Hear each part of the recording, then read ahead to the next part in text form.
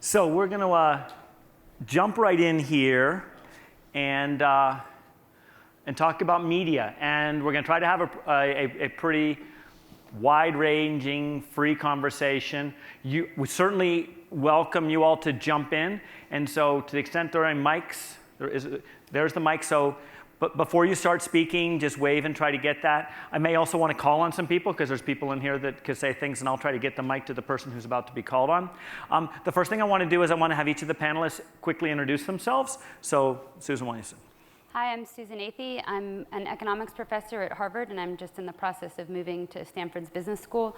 I also consult for Microsoft in the role of chief economist, and there I work mostly on the search advertising platform. Frank? Hi, I'm Frank Spicer, the co-founder of SocialFlow. And I'm Tom Bedecore, the chairman of AKQA Innovation and Ideas Agency, and recently named president of WPP Ventures. Okay, so what I want to do is we're going to go down the row again, and then we're not going to be so predictable in the future. But what I want each person to talk about is, relative to this topic, what do they believe in? What do they believe in their person, in their gut, in their heart? And two, what are they doing about it? Susan?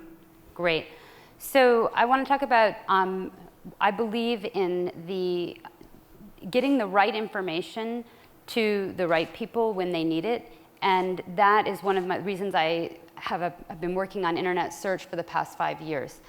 I believe that it is critically important that people be able to find information, but that information isn't just static, but rather the information is created by people in response to economic incentives. So websites and news is created because they get an economic return, and that return comes from advertising dollars. So it's very important for them that advertising revenue generated is high. It's also really important that the products that people want to buy are out there and created. So all of the internet entrepreneurs that create things, that create new innovative products for people, those are created. For them, it's very important that advertising prices are low, and that advertising is very efficient, that they can reach the right consumer at the right time. What does that require? That requires a middleman who is fantastic in terms of algorithms and using data to get the right information to the right people. It also requires that that middleman doesn't take all of the surplus themselves, but rather that it gets shared out with the people who are trying to be matched. Where does that come from? That comes from competition. So that's why I work for Microsoft search engine, because they're the young, upstart, innovative competitor in the area of search that helps create that pressure. If you do have that competition, you get the innovation and you get the surplus distributed. That helps create the incentives for all of the content that we know and love on the internet. And it helps the incentives continue for venture capitalists to fund the next Kayak, the next Yelp, and so on, and knowing that they'll get the return on their investment and their innovation. I also believe in particular in the importance of news for democracy and for keeping governments honest around the world. And so with the internet there has been so transformative. It has made it so easy for people all around the world to make information available, for citizen reporters to get information out. And of course, it's been hugely disruptive to the traditional media. So I believe that it is extremely important to preserve somehow the incentives for the expensive investigative journalism that beyond what will be created by all of the citizen reporters out there. But we don't have easy answers there. This is a very intractable problem. So in this area, what am I doing about it? I'm doing research to try to study the impact of social media and news aggregators on the supply and demand of news, showing how, on the one hand, these forces are helping people discover sources of information that they never would have found, and causing people, therefore, to consume more news than they would have, because when the discovery costs are low, they can find what they're interested in. That increases incentives for people to create news. But on the other hand, the news outlets are losing their role as the curators of journalism. And because of that, they have less control, they have less of an incentive to create a reputation for quality and to cultivate the curation of high quality news across a range of topics, showing people things that they didn't even think that they might be interested in, giving them the news that's like their broccoli about maybe international news, topics that are a little hard to digest. And my concern is that the incentives to create those types of news may diminish over time. Great. Frank. Well, those are great points, and we're working to solve some of them at Social Flow. What I believe and what we believe as a company, we're in the middle of one of those moments in human history when everything does change. There's never been a point in time like this where you could have access to so many people for so little cost at such an immediate interval. And we're sort of entering this time where you're having the traditional, pay-to-play, access-based networks being disrupted by things that there's no friction to get the message out there, no cost to really get it distributed, but the currency of the exchange is priced in terms of attention. And to your point, we are at one of those points where we can consume, fluffy, pop-based, easy-to-consume messages and sort of distract ourselves. Or we could use this time to sort of build trust and sort of, cooperation into these networks where they take the message and do something with it to make life a little bit better. And how do you do that? How do you get the conditions right for a network where you can have things that entertain you and keep you distracted, but then also get the things you want when you need them to do the things you want to do? And it's a pretty complex problem because you have, you can model off how well you'll compete now, but there's so much novelty and variance coming into all of media, but social in particular, where you can't predict an earthquake and what will happen after the earthquake if it happens, or if somebody gets assassinated, or things. All these things disrupt the way you allocate your attention. And as you get further into the future, the confidence at which you can predict how well you'll compete for that sort of falls off. So it's not a typical problem where you just look at the process and how things get distributed, and then you can sort of build risk into certain finite things happening. You actually have to take into account sort of the fact that there will be a point in time when the uncertainty takes over, and you have to look at how well you'll compete now and model out off of that, and just look at building worth into the distribution systems based around trust. And that's a function of what you expect the information to be used for. So, to summarize, we could use this time to waste a lot of time, and we could solve these problems so that we get worthless news out faster and we don't help each other as much. Or as people are self-organizing into groups and networks, we could find a way to communicate the information effectively so that people can then put some utility behind what they add. And it's a pretty interesting time to be working on the problem. Okay, Tom. So something I believe in and what I'm doing about it. Well, I'm a big believer that Silicon Valley and innovation is a more important force in the advertising and marketing business than maybe a power lunch on Madison Avenue. And it's why I live and work in Silicon Valley.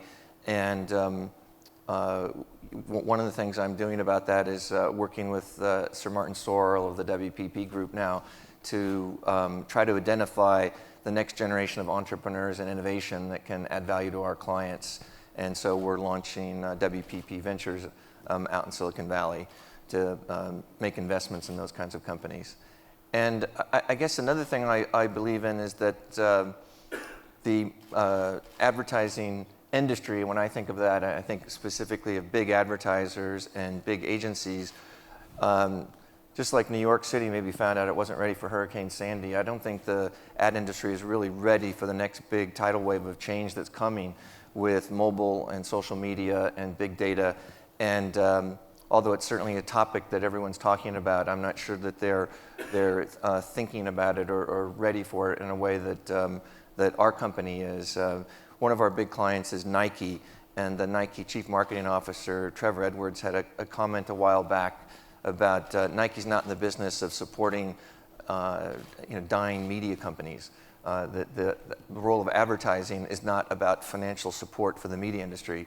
What he's interested in is finding deeper connection and engagement with Nike consumers. And so a lot of what we do for Nike isn't advertising. It's something that might create utility, like a mobile app like the Nike Training Club. And so I think we're more frequently working on apps than ads. And the most recent example of that is something called Nike Plus Connect Training for the Xbox 360, and it's a whole training program based on your own personal progress and your own workouts, and having the system giving you feedback and creating a better training, personalized training program for you. And a lot of what AKQA talks about with our customers is storytelling through software. And for us, that means having a software engineer as integral part of the team as a copywriter might be on Madison Avenue. So those are the things that I think are important, and some of the things we're doing about it. Great. So just for disclosure of biases, I should probably very quickly tell you what I believe in. I believe that it's absolutely atrocious that the most consumed media in the world, television, is just loaded with irrelevant, redundant ads, and that someone's got to fix it, and that what we've been doing on the web should be able to fix it by better leveraging data and technology. And so I left digital marketing after about 17 years to try to work on that. But I'm interested. I'm going to come back to you, Tom, and then I want to make this more freewheeling a bit. So you founded, built, and now have sold the largest digital advertising and marketing businesses ever created. On the buy side, or on the supporting the marketers, you are now part of the world's largest holding company in marketing services. What do you see are some of the critical issues when you go from being the entrepreneur attacking the citadel from outside to now sort of up in the top of the one of those towers looking out to the others being part of defending or growing the citadel?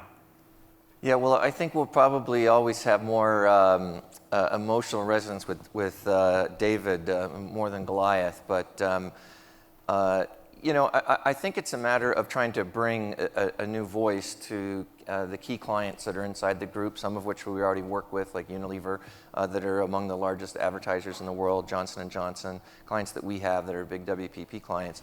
But I think part of it is helping them navigate this change that's coming in terms of when you take a look at, the big famous chart was how much money was spent on digital advertising versus how much time was spent online.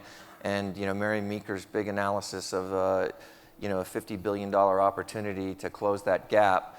Well, I think that whole clock is being reset on mobile, for example, where if you think about how much time people spend with their mobile phone and how much interaction they have on that versus the tiny, tiny amount of advertising or marketing support that's going through mobile.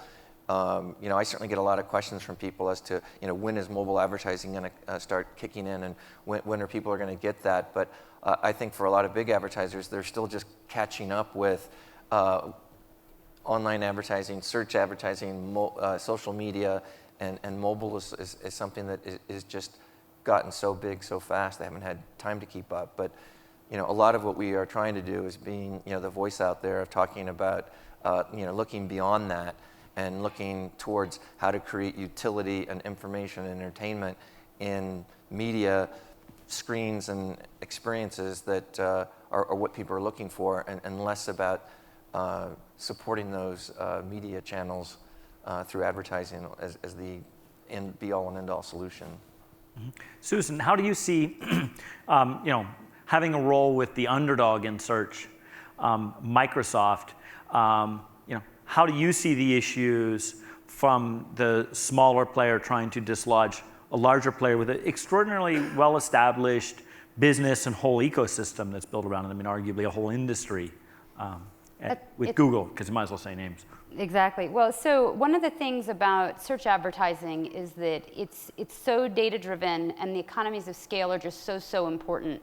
You have this huge long tail of advertisers and this huge long tail of keywords.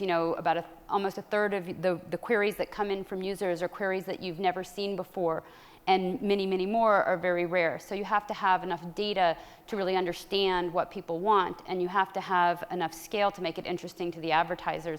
So that's been a challenge, one that Microsoft has been sort of chipping away at through huge amounts of investment, and the deal with Yahoo and so on that brought more traffic to the platform, that got it to be more interesting to advertisers.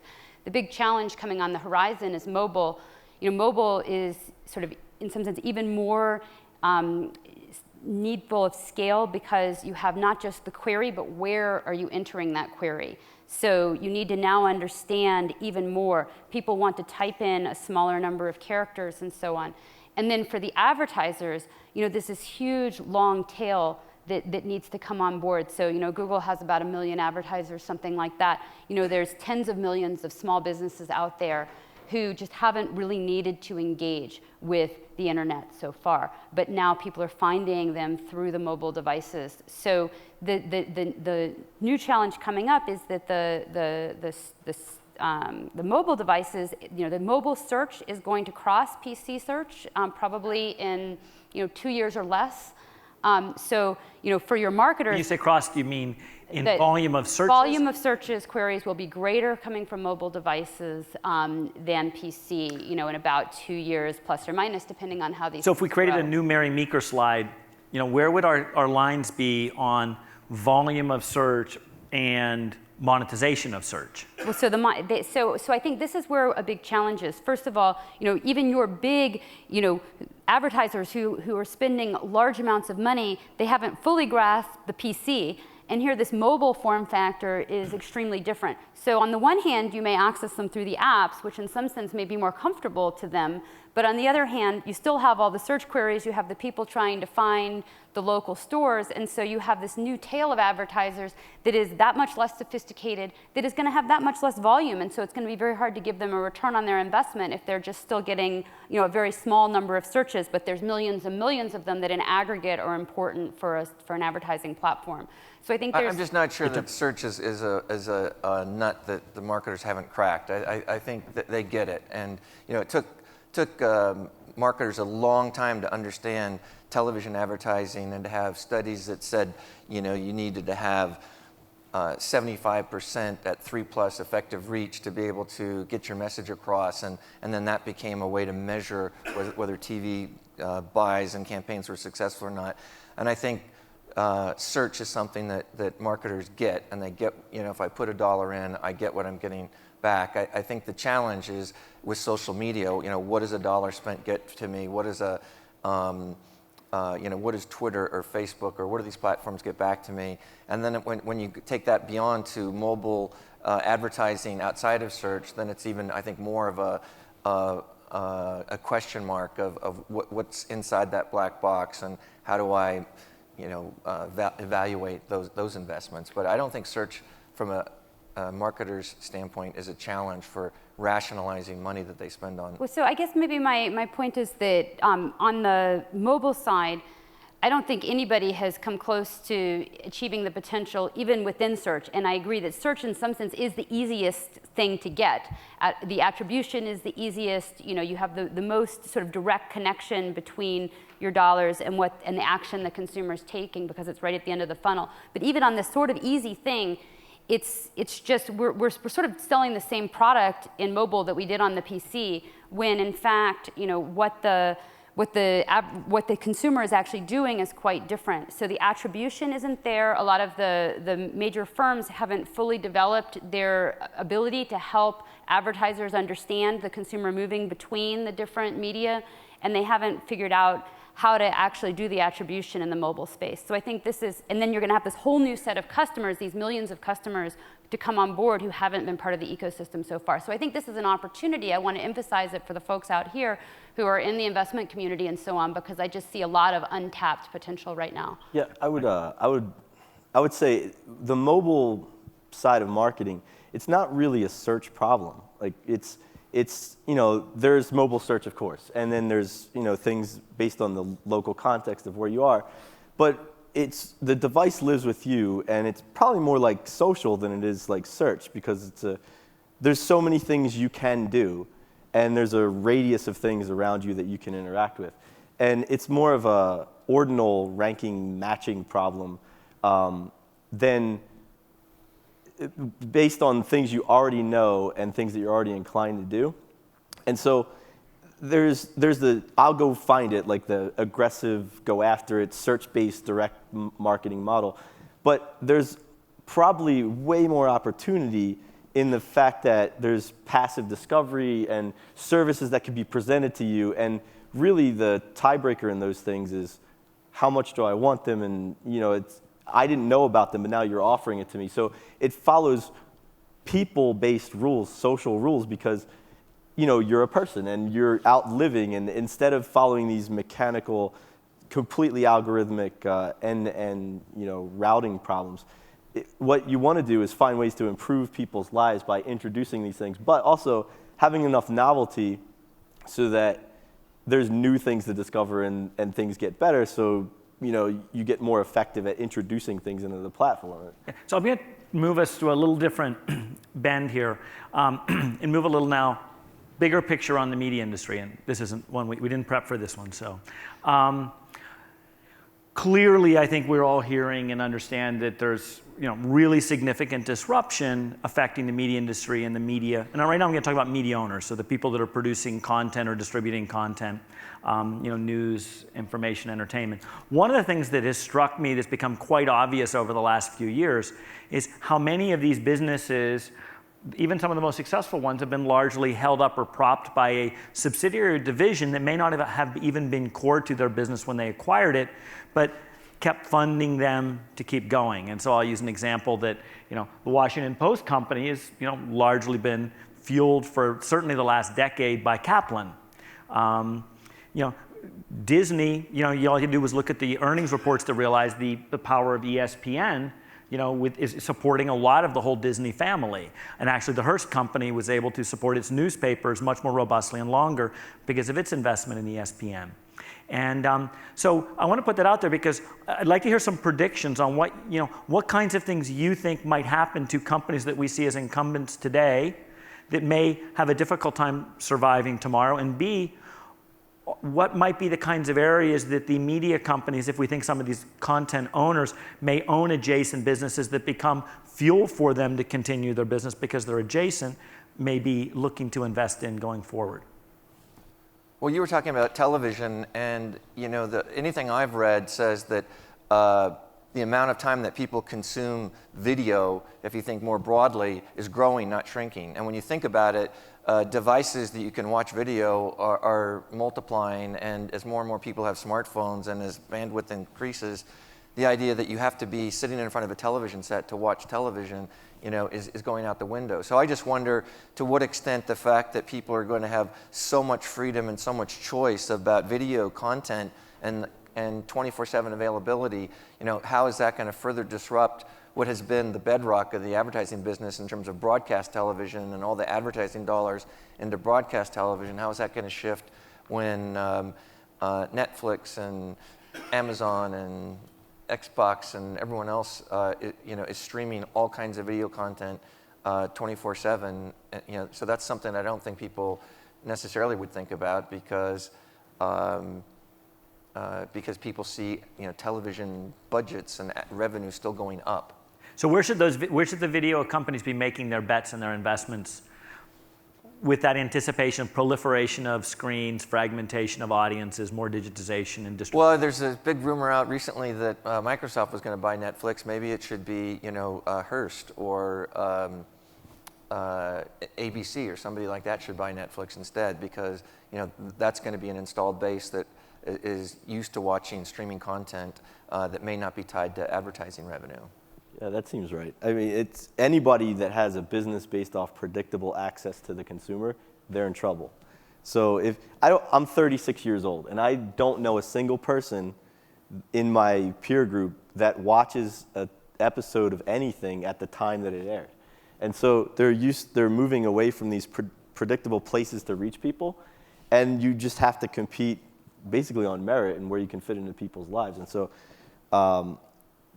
having a content company that then gets the method of distribution where you can reach people when they want to be reached, like that makes sense. But relying on people to pick up something for a subscription or to watch something when it airs, and to the point earlier, I think it's not going to, as a prediction, it's not going to move linearly. There's going to be a dam that breaks, and all of a sudden it's going to fall off the other side, because I don't think that once people realize that there's no predictable future value in the method of advertising that way, you're going to see dollars shifting out to find new homes that have a potentially bigger upside. Like, I think probably eventually the people buying ads look more like a venture capital firm than they do a typical media buying outfit. So. What does The Economist think of that? I think you guys, you've covered a lot of the issues. Maybe going back to sort of the traditional news industry, you know, we are going to see just an inability to support the cost structures that were there in the past, the revenue streams, you know, falling, and again, with the consumers switching more and more across media outlets, a lot more competition, and therefore lower advertising prices, and even the efficiency of the targeted advertising won't necessarily see the kinds of revenue streams that outlets have had in the past. So consolidation and, you know, losing some of those fixed costs. Let me push on this a little bit. So let's just think about the election that we just went through. You know, certainly most of my friends, peers, and, you know, people I know around the business were probably following the election as much or more in their Twitter feed, as opposed to, let's say, CBS. So if if the future may not be supporting Scott Pelley of CBS and his probably $10 million a year contract, but actually you could follow Nate Silver for free.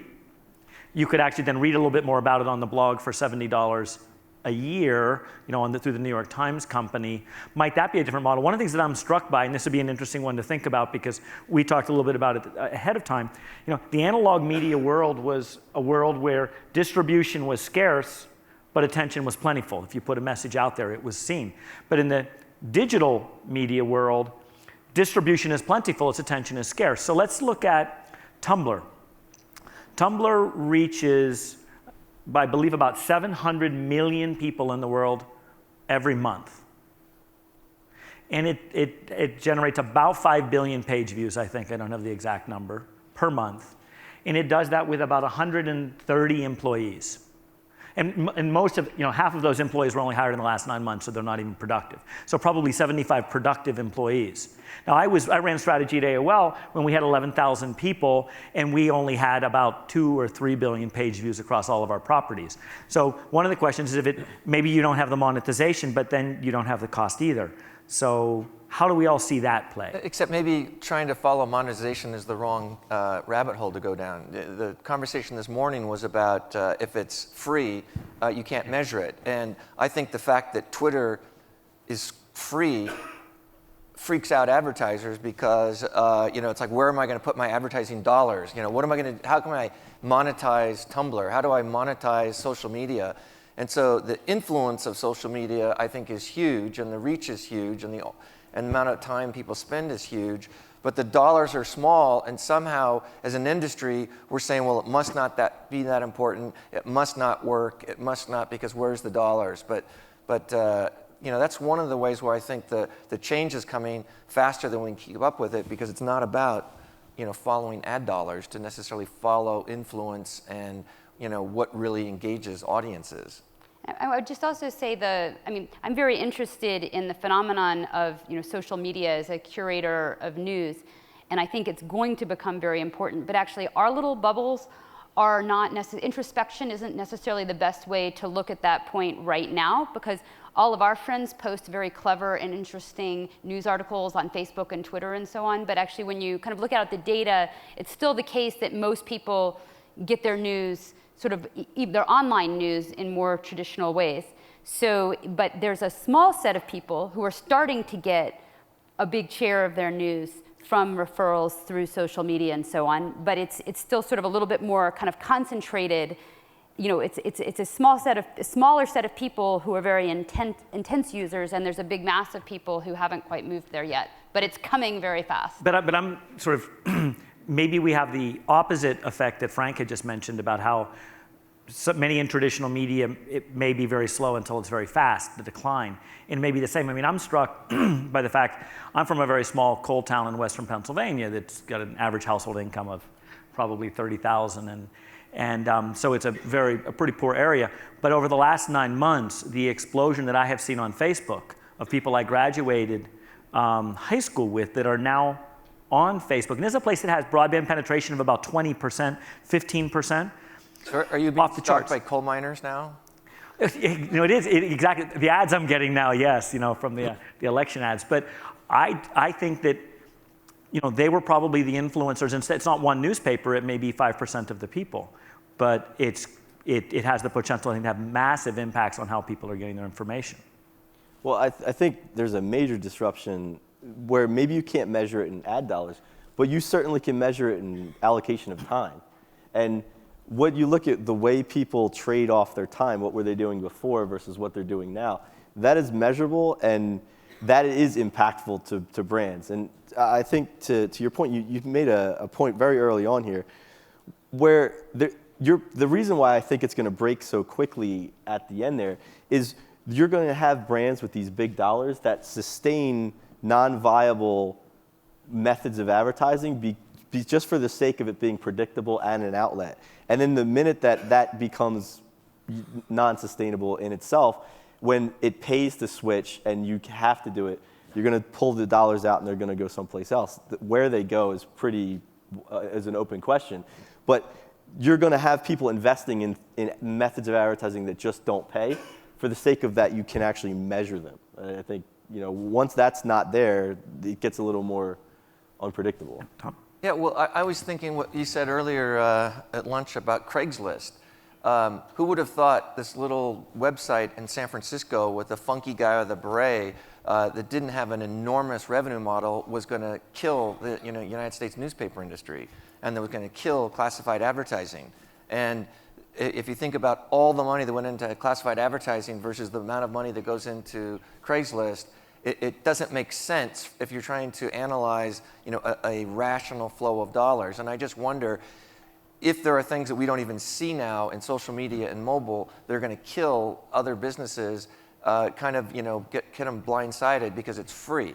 Yeah, that's interesting. That's, I guess, what some venture capitalists have called the $0 billion markets, where Craigslist has displaced probably $15 billion worth of advertising for a business that probably isn't generating more than about $150 million in cash, though is probably doing that against only $40 million of cost. So it's an extraordinarily profitable, much, much smaller business. Right. Well, as the economist, of course, the social value created is extraordinary. So people aren't paying the price for it. So you're not seeing the consumer utility. So it's interesting. I'm interested. So let's think about it in this way. Where's that being displaced? If people are going to have to pay less for content and advertisers will be, you know, having to pay less because they can get free distribution, where's the displaced opportunity?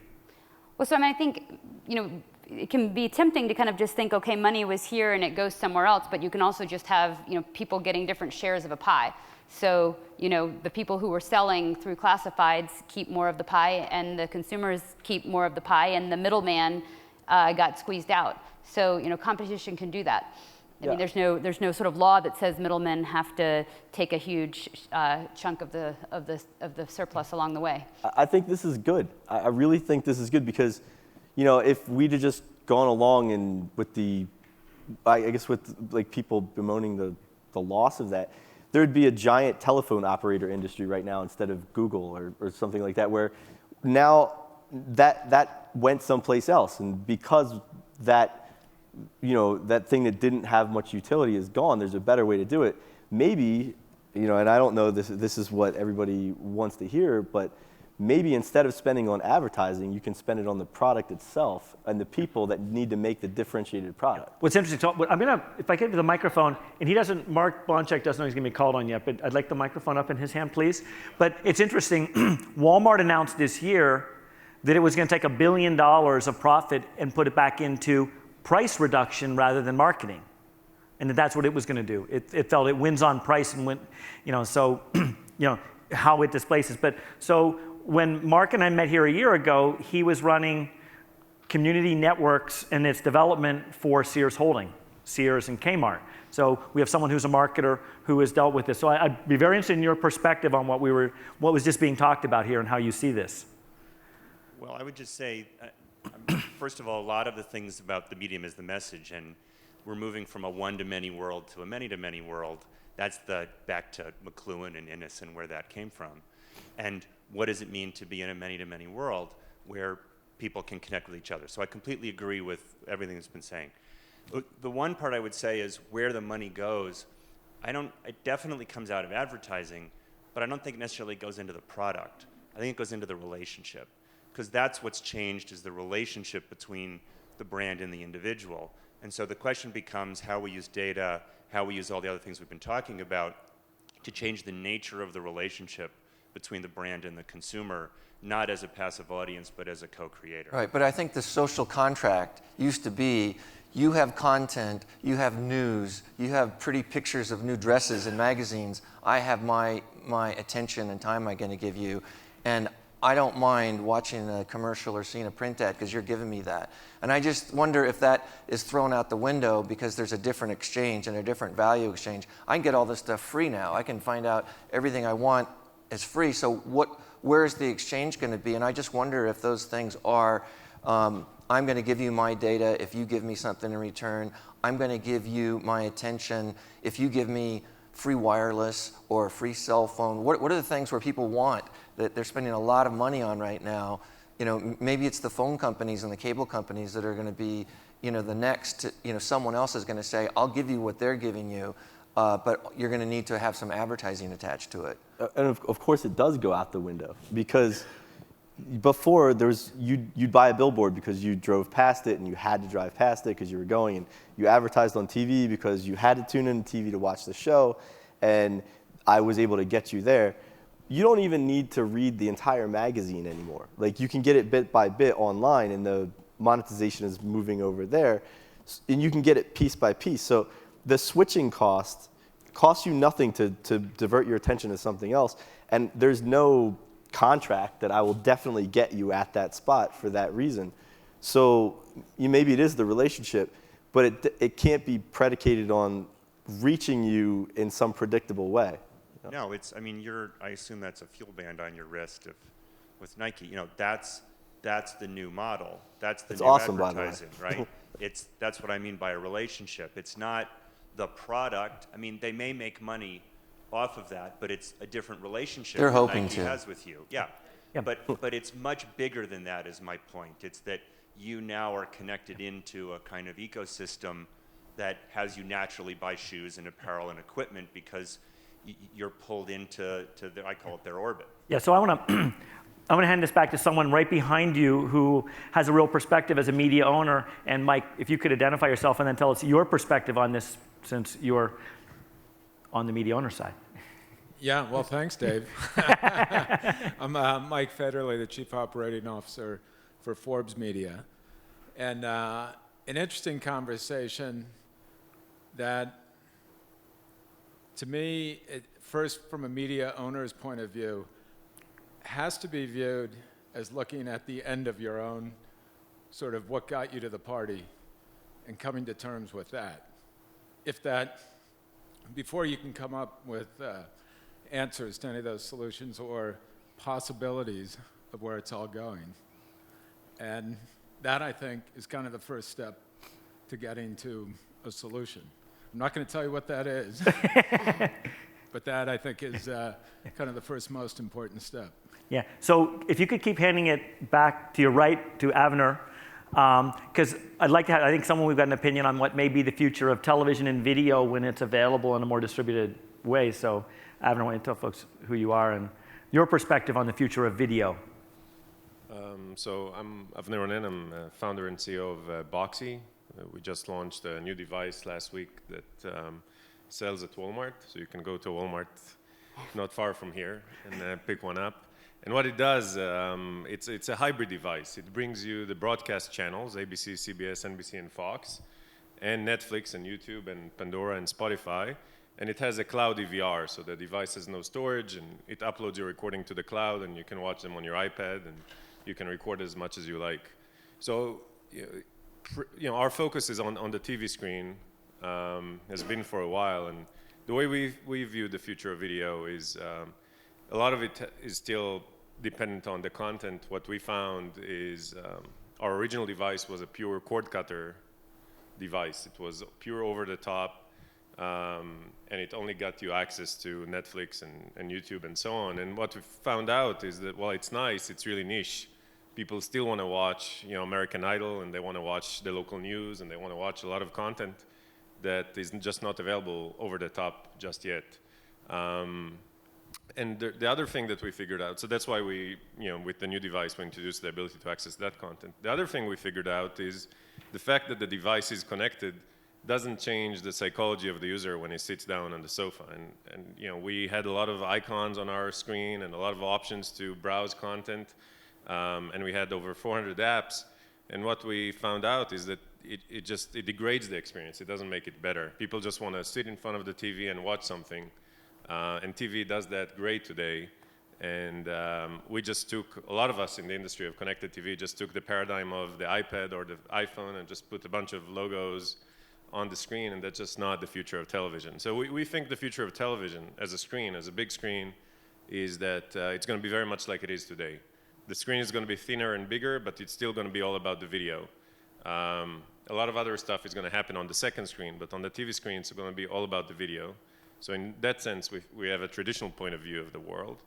But we think the sources of content, the video that comes to that screen, not necessarily is going to come from cable or satellite. A lot of it is going to come over the internet. So the experience is going to remain the same. The sources of the content is going to get different. And obviously, people are going to watch it on more devices. And I feel I don't want to take over the conversation, but I feel a lot of the conversation today around the traditional media is we're trying to fight yesterday's war based on yesterday's terms. So, that the show is 30 minutes long and is broadcast once a week, and that's the way you monetize it, and that's the way you aggregate into channels, and that's the way you aggregate channels into a media company. And I think the internet is going to change all that over time. I don't think the incumbent structure is going to change for the foreseeable future. It's going to stay about the same until there's going to be real breakout moments where the whole way in which content is going to be monetized is going to be different. So take American Idol as an example. The fact that it monetizes through some voting on SMS and ads is really dated. In my opinion, it's a huge brand with huge consumer engagement. They just monetize in a very old-fashioned way. Yeah. So let's assuming Avner's vision of this marketplace happens. And let's go down the line here. How do you see, Susan? How do you, how can you imagine that market will change or disrupt if we see essentially a breaking of, let's say the video or television industry and the companies that are providing into that infrastructure today?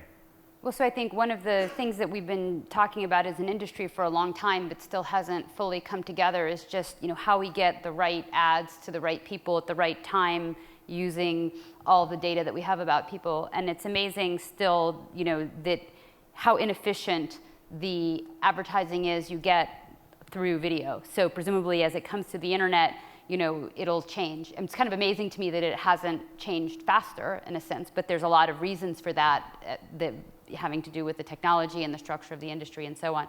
And then once that becomes the case, who's going to be the ad platform? Who's going to have the data?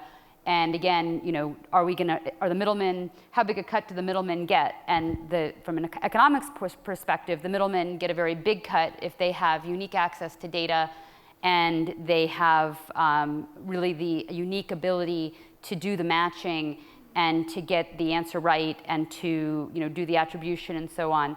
If there are competing platforms that have similar access to data, or the data isn't owned by the ad platform, then we can see a lot more of the rents getting distributed and providing the incentives for their production. So I think to me, that's one of the big open questions.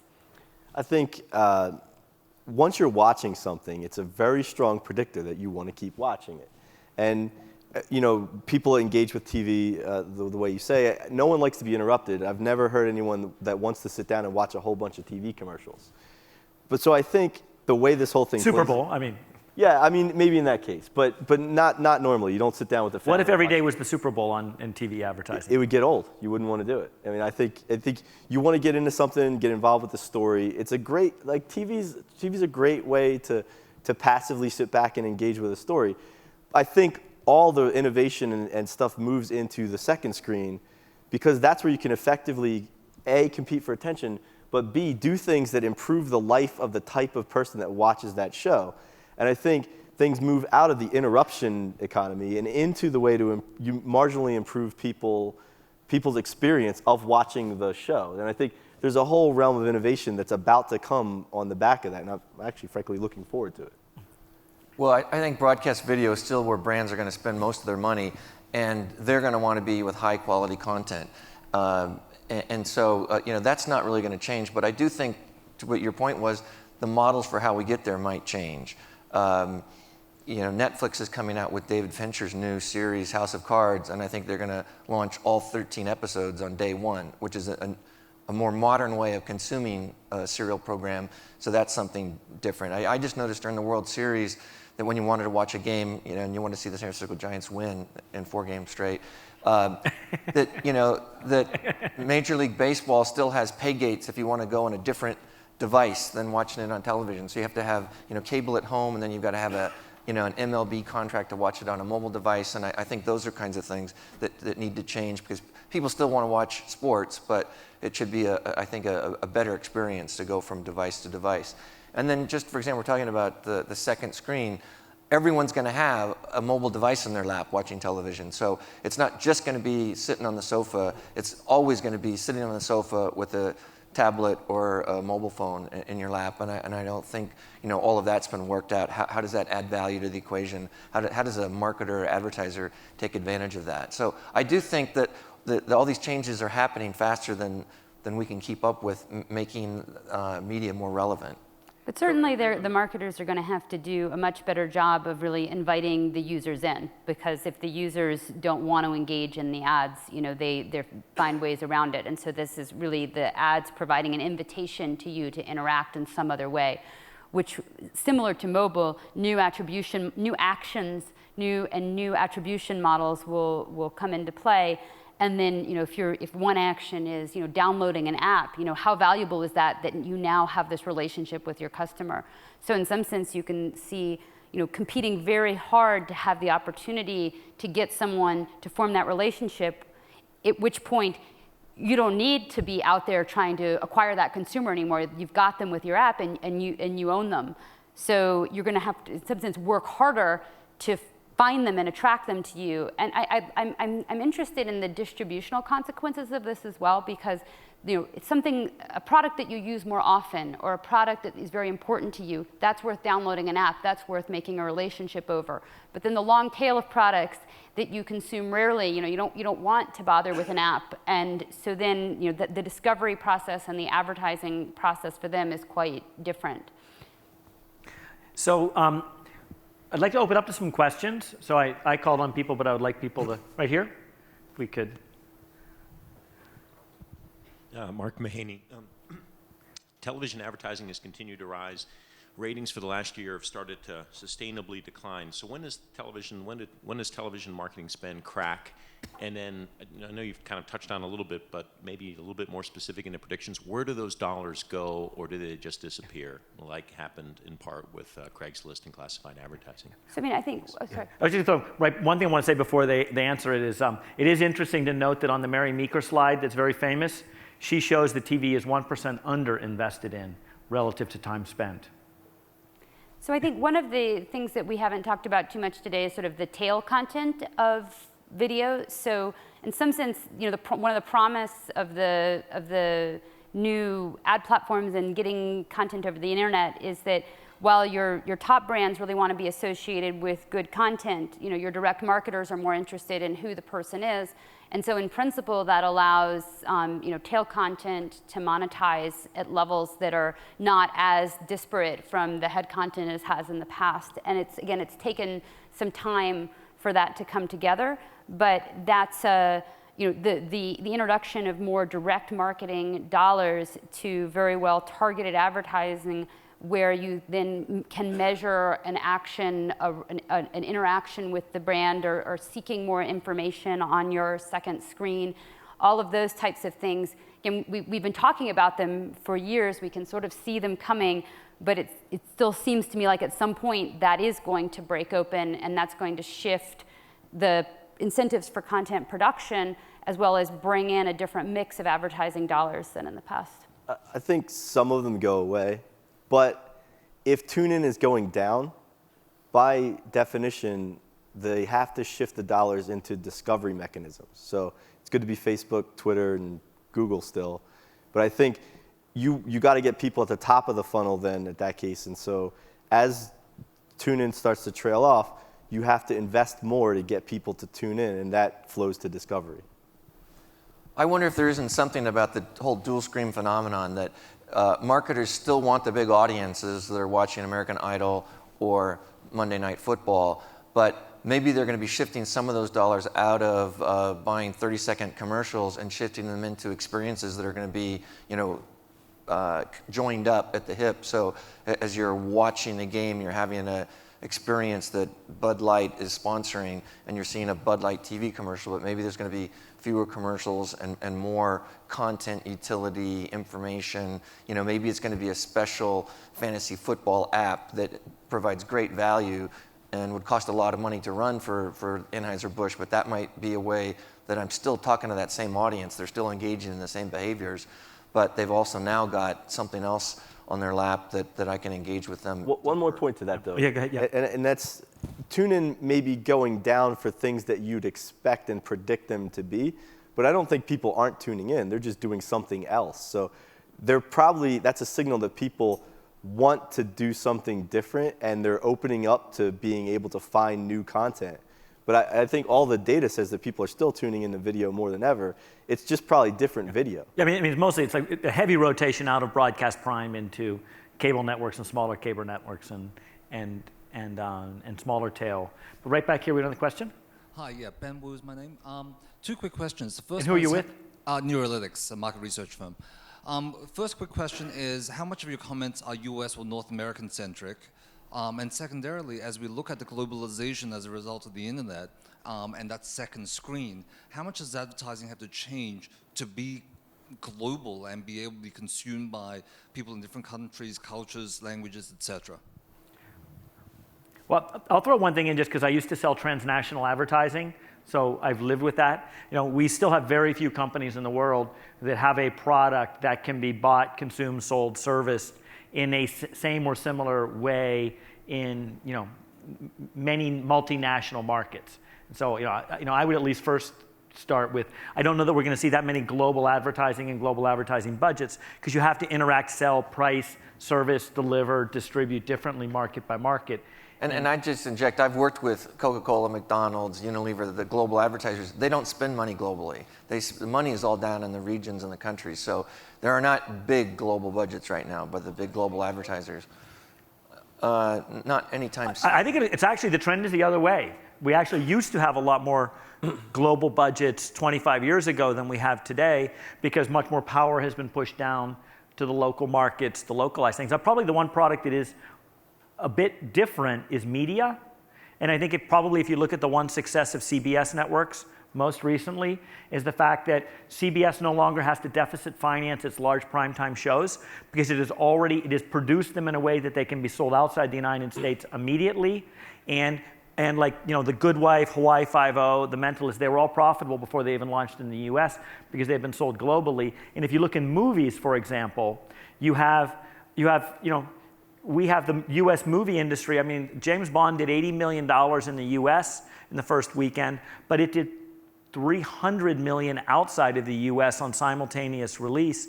And in markets like China, it's not releasing them on screens. It's using things like Youku.com, where people pay a one-time fee because there are not enough screens to show the James Bond movie to reach as many people that would want it. So some of the digital and tangible products maybe, but I think actually it's going to be less globalization and more localization. Can I just pitch in here? So it was interesting to learn yesterday afternoon that Microsoft was not a consumer products company. I think that, again, comes back to the little bubble we live in. Maybe all of our friends have MacBooks. I even do see a few Windows laptops running around this conference. But globally, he's got a Surface, awesome. You can come check out my Surface later. But around the world, many people. Former Microsoft employee. Exactly. Around the world, there are a lot of consumers out there with Windows laptops and so on, and with Microsoft software. I want to mention that as we move to software as a service and cloud-provided software, there's a whole new approach that can come alive in developing countries. So in developing countries, people are skipping the PC, they're skipping the laptop, they're skipping the TV, but they've got a mobile. And so when we talk about the marketing, there haven't actually been so many opportunities to reach all those individuals. Of course, they haven't got a lot of disposable income, but there still they're still participants in an economy, and there's still opportunities to reach these people. And then there are services that are being provided. And of course, you're not going to be able to charge an enormous amount for those services, but advertising is an obvious way to monetize the fact that your product is being used in China and in India and all of these places. But at the moment, not a lot of people are paying for it. But some of the marketers in those markets are topping up mobile accounts if you watch advertising, or giving you free time on a multiplayer video game if you're downloading codes from the inside of a Coke cap. So I think they are experimenting more with different value exchanges aside from here's a banner ad on my small. Okay, or so video we only have costs less to reach device. them. It costs less to reach them, and you know more about them. So why not get better at talking to them the way they prefer to be talked to? Yeah. So we only have 30 seconds, and so I want to finish on one thing. You also didn't prep this. So I want you to predict that what is the most powerful media company in the world in 2020. And you both need to name the company, and you can define what you mean by powerful. So I'm not going to set that. You can determine what you think is powerful. And so, because I see you already thinking hard about it, Tom, it's going to start with you. Okay, I'm going to give my time back to I'd you. say Apple, because of the multiple platforms that they own and their bank account. Okay, Frank? I agree. I think they have a good vertical chain. I think somebody that teams up with Apple that furthers the discovery process will do pretty well, so Facebook or Twitter. But I think Apple has it right, and it's a good way to discover things that improve your life, and they have the physical device to be right there. You can't say Microsoft. Yeah. I think we'll just close it on that. We'll see. Well, I'll offer one because, so I have to offer one that's a little bit different. So I'm going to say Amazon, and I'm going to say Amazon because actually it was a point I hadn't thought about that last week I heard in an interview with Fred Wilson from Union Square Ventures, who pointed out that Amazon today is more dominant in web services provision than Google is in search. And so I think the capacity for a company that's becoming a massive retailer, starting to move video into its platform in a heavy way, has more information on more people, more data, unique access, has the capacity in 8 years to be the most powerful media company. So we thank you, everybody, for your attention and being part of this, and thanks very much to the panel.